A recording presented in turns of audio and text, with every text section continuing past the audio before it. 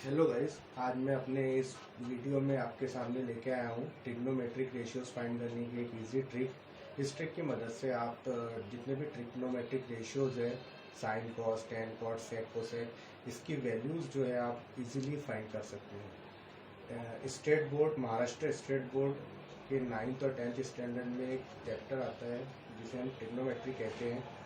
तो 9th standard में आपको सिर्फ 3 ट्रिग्नोमेट्रिक रेशियोज के बारे में पढ़ना है, जो साइन, जैसे साइन थीटा, कॉस थीटा और टेन थीटा, और इसी की वैल्यूज़ आपको फाइंड करने के लिए कहा जाएगा। लेकिन जैसे ही आप अपनी नेक्स्ट क्लास की तरफ मूव करते हैं, 10th स्टैंडर्ड में आप जाते हैं, तो आपको सारे ही ट्रिग्नोमेट्रिक रेशियोज आपको फाइंड करने के लिए कहा जाएगा। तो इस वीडियो में मैं आपके सामने आपको बताने वाला हूँ कि कैसे आप इजीली सारे ट्रिग्नोमेट्रिक रेशियोज की वैल्यूज़ को फाइंड कर सकते हैं। सबसे पहले मैंने आपके सामने एक अपना जो लेफ़्ट हैंड है, अपना लेफ़्ट हैंड आपके बोर्ड में मैंने ड्रॉ किया है, और इसकी जो थंब है, थंब से मैंने जो भी आपका एंगल है, एंगल की जो मेजर्स है वो मैंने यहाँ लिखा हुआ है।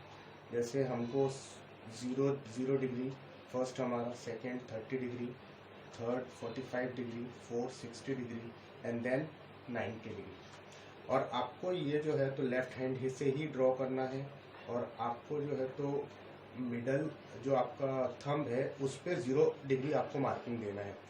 और जिस तरफ से आपको मैंने ड्रॉ किया है, आपको इस तरह से ही ड्रॉ करनी है। आपको जो है तो आपको असेंडिंग ऑर्डर में इनको अरेंज करनी है। जैसे 0 सबसे छोटा है, इसलिए हमने इसको जो है तो थंब पे लिखे हैं। उसके बाद फिर नेक्स्ट फिंगर पे जो है तो 30 डिग्री, 45, 60 एंड 90। आपको इस तरह से ही आपको लिखना है। और आपको एक बात और याद रखनी है इसमें, कि आपका जो थंब है उस तरफ से आपको साइन थीटा और एक एरो ऐसे ड्रॉ कर लेनी है। और जो आपकी ये लास्ट वाली फिंगर है, यहाँ से आपको जो है तो कॉस थीटा और इस तरह से एरो आपको ड्रॉ कर लेनी है। अब इसी की मदद से देखिए हम सारे वैल्यूज़ फाइंड कर सकेंगे।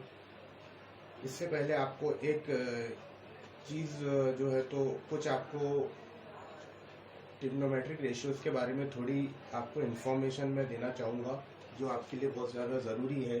कि हम अगर टेन थीटा फाइंड करते हैं तो वो कभी भी होता है sine theta upon cos theta.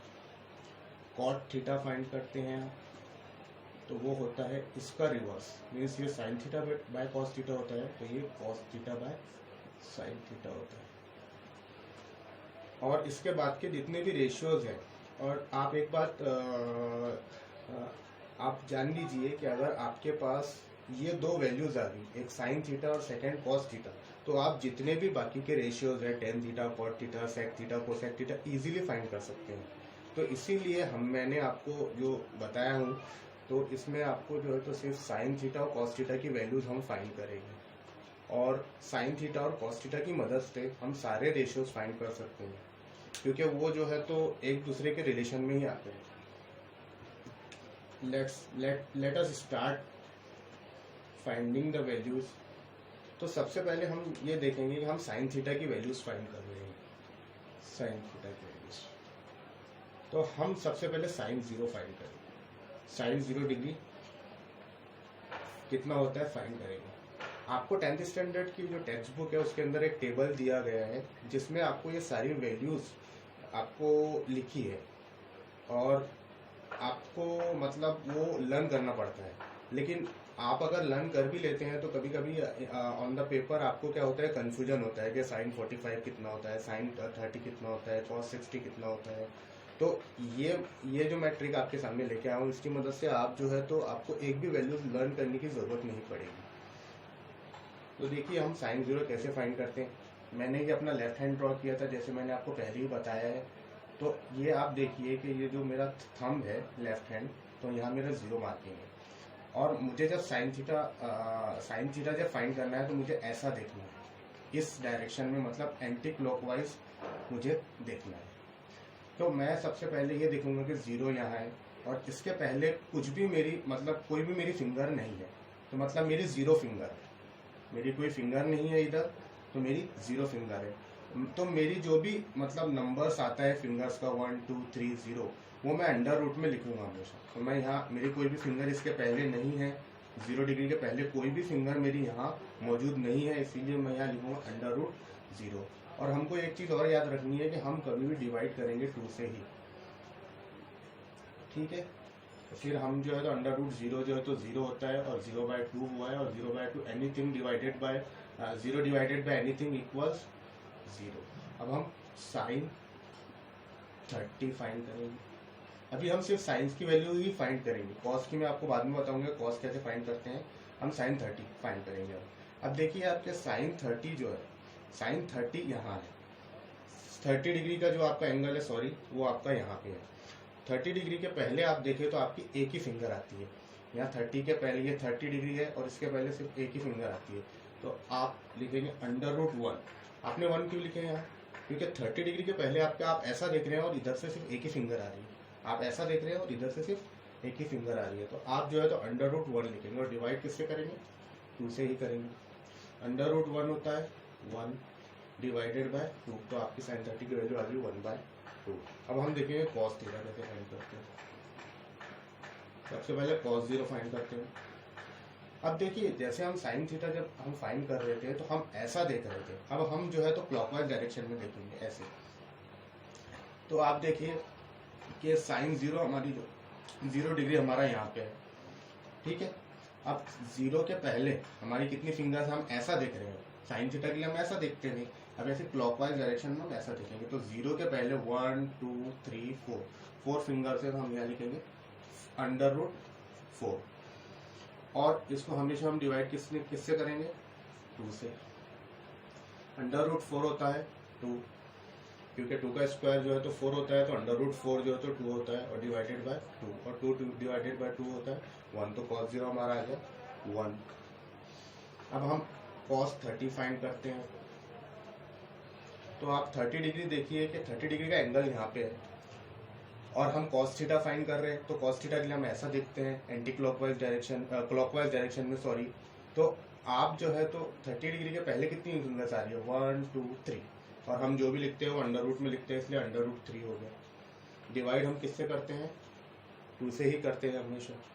तो हमारी साइन 30 की वैल्यू आ गई अंडर रूट 3/2, मीन्स रूट 3/2। अब हमारे पास साइन 30 भी है और cos 30 भी, हम इजीली tan 30 की वैल्यू फाइंड कर सकते हैं। तो हम यहाँ लिख रहे हैं tan 30 इज इक्वल टू, क्या होता है मैंने अभी थोड़ी देर पहले आपको बताया था कि tan थीटा जो होता है तो sine theta by cos theta होता है, तो ये होगा sine 30 degree by cos 30 degree. Sine 30 की वैल्यू अभी हमने फाइंड करे थे 1/2 आई थी, divided by cos 30 under root 3/2 थी।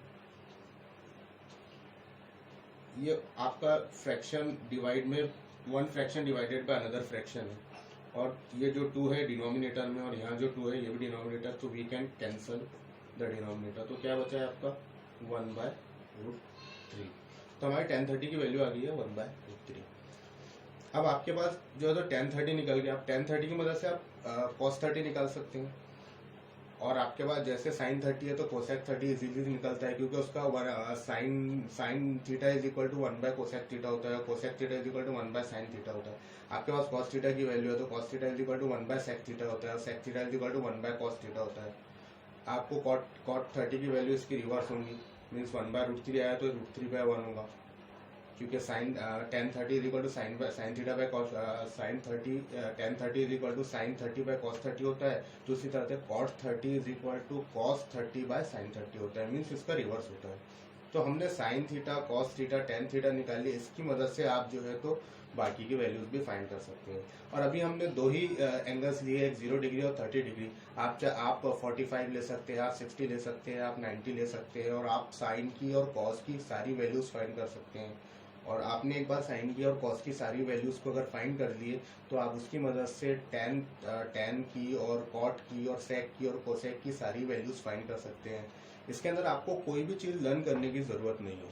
आपका सबसे बड़ा एडवांटेज इसमें यह है कि इसमें आपको कोई भी चीज़ लर्न करने, एक भी वैल्यूज आपको लर्न करने की ज़रूरत नहीं है। और ये मैंने आपको समझाने के लिए अभी किया हूँ, तो मुझे इतना टाइम लगा है। आप इसको, आपका 5 मिनट्स में आप सारी वैल्यूज जो है ना तो फाइंड कर सकते हैं। hope you like my video. Thank you.